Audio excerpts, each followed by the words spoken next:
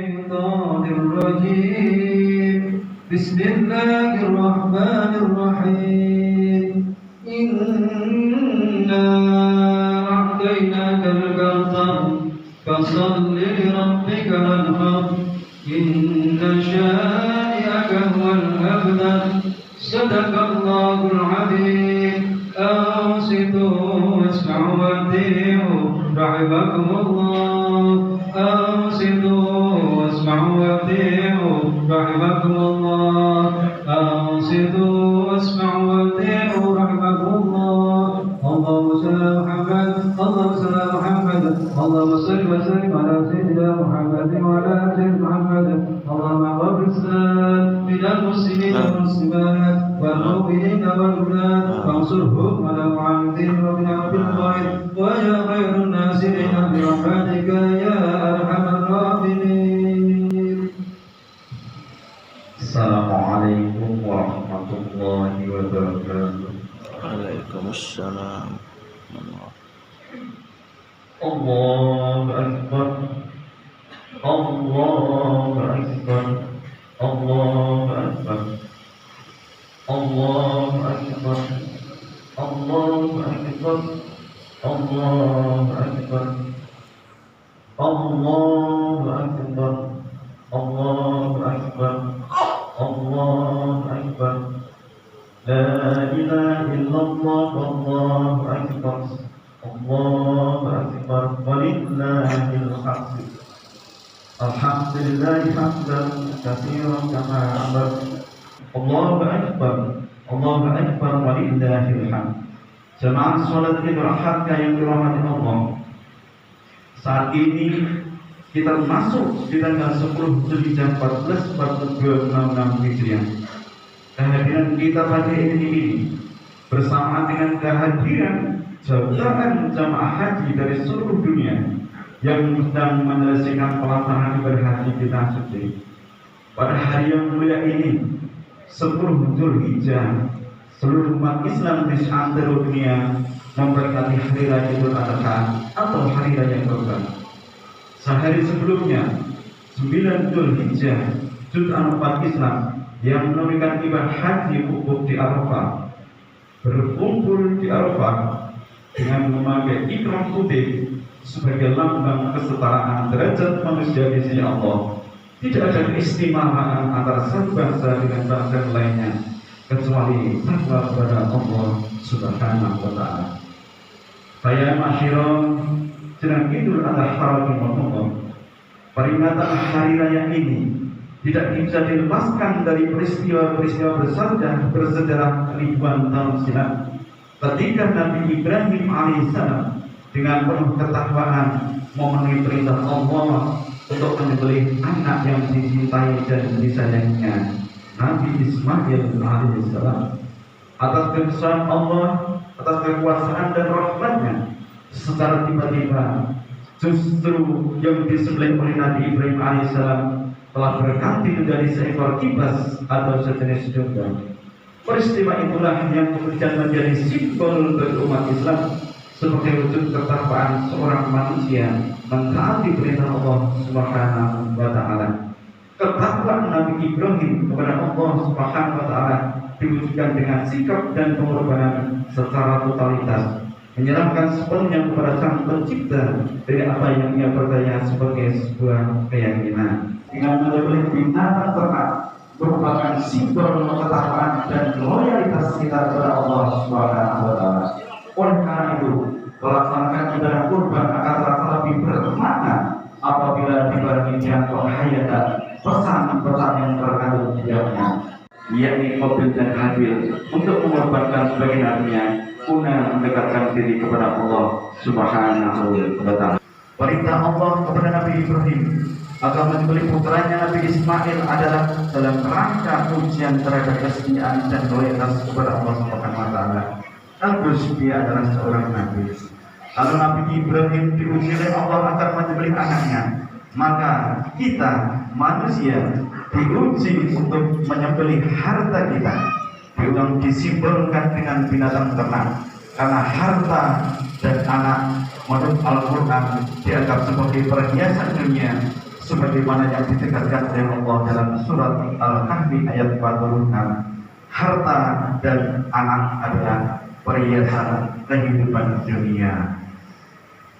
Sebagaimana difirmankan yang artinya, harta dan anak-anak adalah perhiasan kehidupan dunia, tetapi amalan-amalan yang kekal lagi soleh adalah lebih baik pahalanya di sisi Tuhanmu, serta lebih baik untuk menjadi harapan.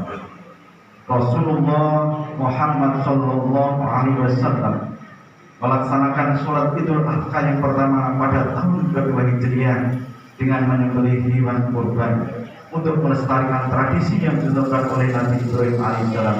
Karena perbuatan yang paling disukai Allah pada hari Nahr atau hari Sabit 10 Dzulhijjah adalah kurban.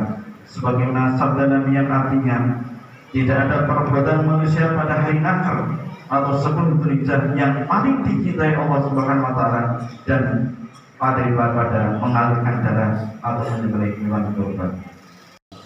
Saya ma'asyiron jemaahul rahimahullah.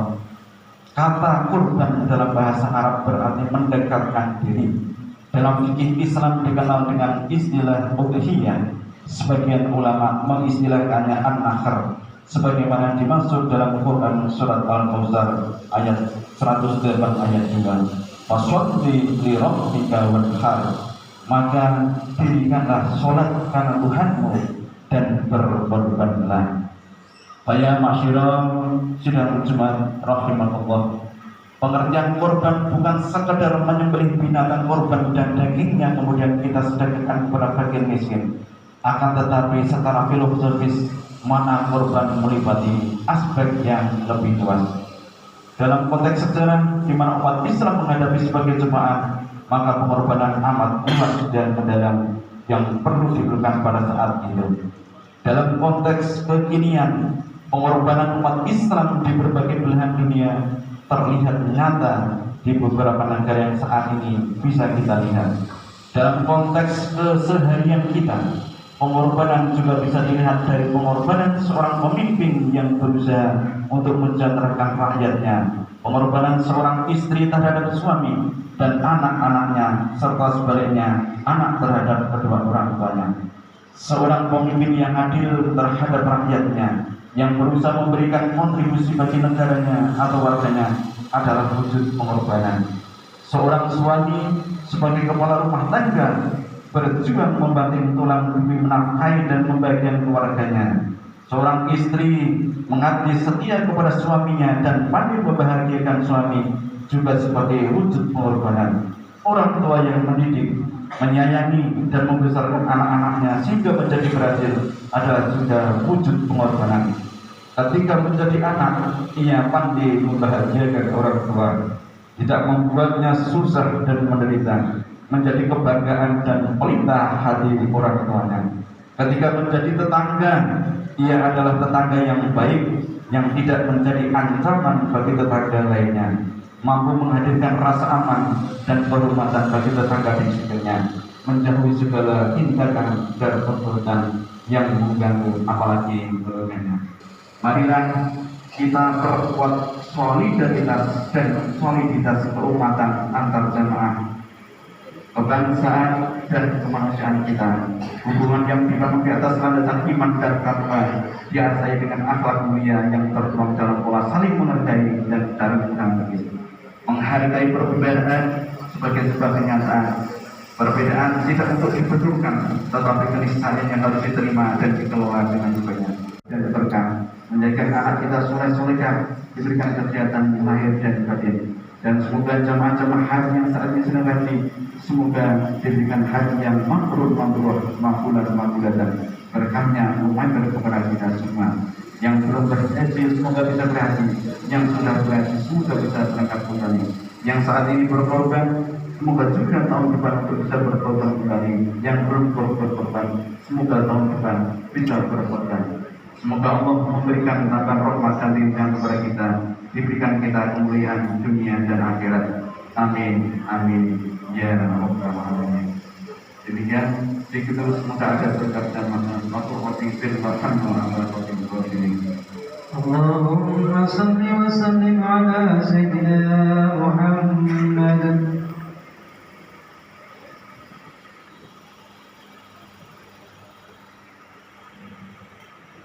الله أكبر الله أكبر الله أكبر الله أكبر الله أكبر الله أكبر الله أكبر الله أكبر كبيرا والحمد لله كثيرا سبحان الله بكرة وأصيلا الحمد لله الذي عاد العتاب والكرر أحمد سبحانه من خلق والسور أشهد أن لا إله إلا الله وحده لا شريك له شهادة تقام بها الإنسان في المحشر أشهد أن محمدا رسول الله للمسلمين والمسلمات والمؤمنين والمؤمنات الأحياء منهم والأموات إنك حميد قريب مجيب